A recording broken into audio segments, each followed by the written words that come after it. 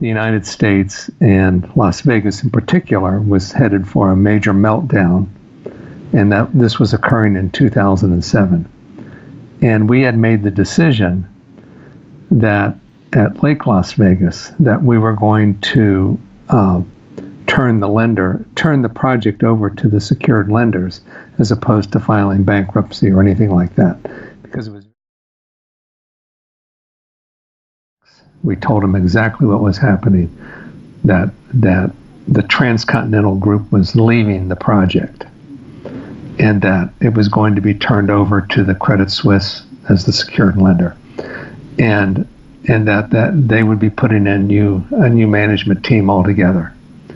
And we just gave it to them straight. And we told them that because of the market, certain assets were going to be closed, such as the Falls Golf Course, that the Ritz-Carlton would be turned over to the secured lender, which in this case was Deutsche Bank, so that all of those things would be happening. And emphasized to them that, again, it wasn't their fault. It wasn't, in very few cases, it had nothing to do with the performance of those people.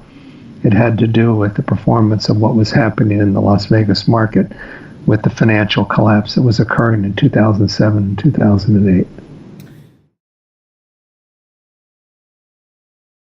My role as the chief operating officer was to help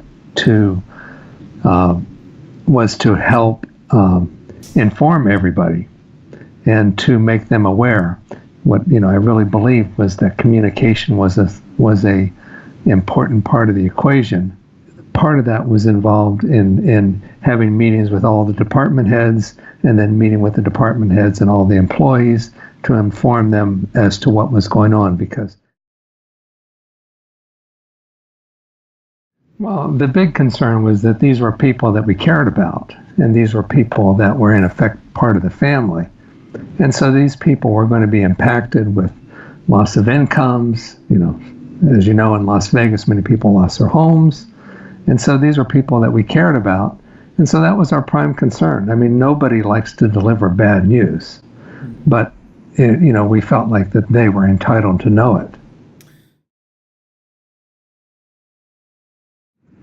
Well, there were people that naturally reacted negatively and that would tend to blame others, and certainly it wasn't their fault. So you can understand that. Some people react and they understand. I mean, they understand where the market is headed, and they don't. Some people react irrationally. I mean, it covers the whole range of emotions when you're dealing with that many people. What I did find is that most of the ones that were good employees that understood what was happening in the market either remained with the project under new ownership or found employment elsewhere within short order. Usually the cream rises to the top, even under bad circumstances. Right. Well, to put it into context, I would say that approximately 60% of the people were retained, and about 40% were actually laid off. In gross numbers, that was roughly 400 people that were laid off. So that's a major impact.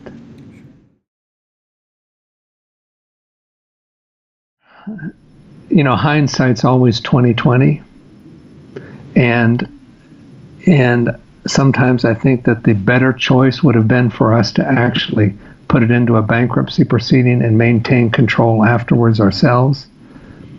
And that would have been for the benefit. That would, I think, have benefited the employees and even the project more so. But that wasn't the direction we chose. What I do feel good about is that we were upfront with everybody. We did not hide the ball, so to speak. And so, I think that there was some level of respect that these people still have for us, and we still maintain relationships today by virtue of being straightforward with them.